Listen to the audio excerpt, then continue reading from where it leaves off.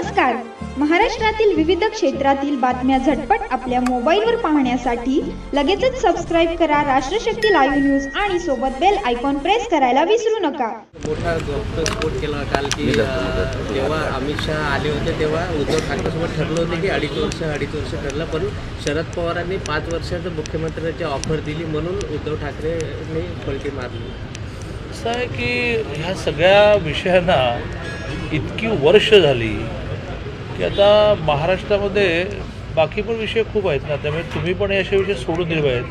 तुम्हाला सगळ्या प्रेसवाल्यांचा काय प्रॉब्लेम झाला आहे की तुम्हाला दिवसभर बातम्या पाहिजेत, त्यामुळे तुम्ही सगळ्यांना असे ज्याला माझ्या ग्रामीण भागामध्ये म्हणताना बोलायला कंपेल का, त्यामुळे मला काही या विषयावर बोलायचं नाही. घाटकोपरमध्ये शिवसेना शिंदे गटाच्या शाखेचं उद्घाटन होतं, तर ते उद्घाटन भाजपचे मंत्री मंगल प्रभात लोढांनी केलं. त्यामुळे संजय राऊतांनी म्हणजे शिवसेनेच्या शाखेचं उद्घाटन शाखेचं उद्घाटन मंगल प्रभात लोढांनी केलं. त्यामुळे वाद निर्माण झालं. संजय राऊतांनी टीका केलेली की आज भाजपच्यांना काय घेणं देणं मंत्र्यांना येऊन. मला विषयच माहिती नाही, इतका प्रवासात आहे, मी माहिती करून घेतो. सर, अमरावती लोकसभेचा अजून तिढा सुटलेला नाही आहे. सोडवणारे सोडवतील, आपल्याला कशाला कळायची, मलाही कळायची नको, तुम्हाला कळायची नको. असं आहे की ह्या देशाची लोकशाही संपूर्ण जगातली सगळ्यात प्रस्थापित झालेली लोकशाही, म्हणजे अगदी आदिवासी पाड्यावरच्या माणसाला फार सांगावंच लागत नाही, तो बरोबर जाऊन मतदान करतो. अशा लोकशाहीच्या लोकसभेच्या निवडणुकांमध्ये त्या पक्षाला थोडं उमेदवार ठरवायला, कोणाला कुठली जागा द्यायची, चिन्ह कुठलं घ्यायचं, त्याला वेळ लागतो. त्याची प्रक्रिया प्रत्येक पक्षाला नीट माहिती आहे. असं कधी झालं आहे का की काय झालं ठरवायला वेळ लागला आणि 4 ठिकाणी फॉर्मच नाही भरले गेले, असं कधी होत नसतं. त्यामुळे योग्य दिशेने गाडी चाललेली आहे. त्या पक्षाच्या नेत्यांना कळतं की कधी मूठ उघडायची, मूठ उघडतील. सर, योगेश कदम यांनी भाजपला इशारा दिला, आमचे कार्यकर्ते फोडणं बंद केलं नाही तर वेगळा विचार करावा लागेल. काय तुम्हाला पत्रकारांना या प्रश्नांचं काय पडलं आहे ते योगेश कदम आणि तिकडची लोकल कोकणातली BJP बघून गेल ना.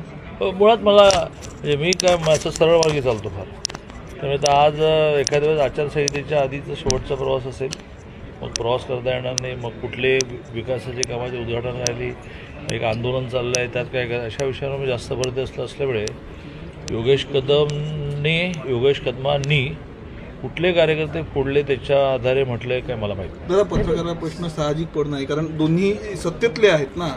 आणि दुसरं म्हणजे दादा इलेक्शन नाही आता हा उभ्या डिबेट नको, पण तुमच्या एखाद्या कार्यक्रमामध्ये मला गप्पा मारायला यायचं आहे. आणि पत्रकारांचं हे कामच नाही आहे. पत्रकारांचं काम काय आहे तर बाबा समजा आता हे उपोषणाला बसले आहेत, गावामधली कमानीचा मुद्दा आहे, तो यावर ह्यांचं मत काय आहे, त्यांचं मत काय आहे, आणि मग सगळ्यात महत्त्वाचं म्हणजे त्यातही पुन्हा काढी टाकायची नाही, तर मग सल्ला द्यायचा की याच्यात काय असलं पाहिजे, समन्वय, हे तुमचं काम असलं पाहिजे, माझं मत आहे. पण मी तुम्हाला सल्ला देणार. तुम्ही पालकत्व स्वीकारलंय जिल्ह्याचं, मुद्दा आज निकाली काढणार का कमानीचा? कुठला नाही. बघा, असं कधी परमेश्वरालाही शक्य नसतं. परमेश्वर सुद्धा प्रत्येक विषयामध्ये प्रयत्न करतो आणि कधी यश मिळतं, कधी यश मिळत नाही. माझा मुद्दा चालला आहे तुमच्या भूमिकेबद्दल. ते योगेश कदम, शिवसेना, मंगल प्रभात लोढा, रोज सकाळी उठून बोलणारे संजय राऊत, ह्या सगळ्यांना तुम्हीच जास्त महत्त्व देता असं मत आहे. पण मी तुमच्या बाबतीमध्ये खूप नम्र आहे की तुम्हाला मी सल्ला देणं इतका काय मी मोठा नाही. महायुतीच्या महाविकास आघाडीच्या बैठकीमध्ये प्रकाश आंबेडकर 2दा गेले, मात्र त्यांनी आज थेट इशारा दिला, वाक्य केलं की काँग्रेसवाले भुरटे चोर आहे, ते सुपारीबाज नेते आहेत. कसं काय झालं आहे की महाराष्ट्राच्या राजकारणामध्ये भाषा सगळ्यांच्या इतक्या बदललेल्या आहेत, आणि त्यामुळे मी वारंवार असं म्हणत राहिलेलं आहे की सगळ्या पक्षांनी एकत्र बसून ज्यावेळेला सगळ्या पक्षांनी एकत्र बसून एकदा आचारसंहिता ठरवायला लागेल की कोणी कोणाला काय बोलायचं, कोणी कोणाला साप म्हणतो, कोणी कोणाला बेडूक म्हणतो, सगळे प्राणी एकदा राजकारणामध्ये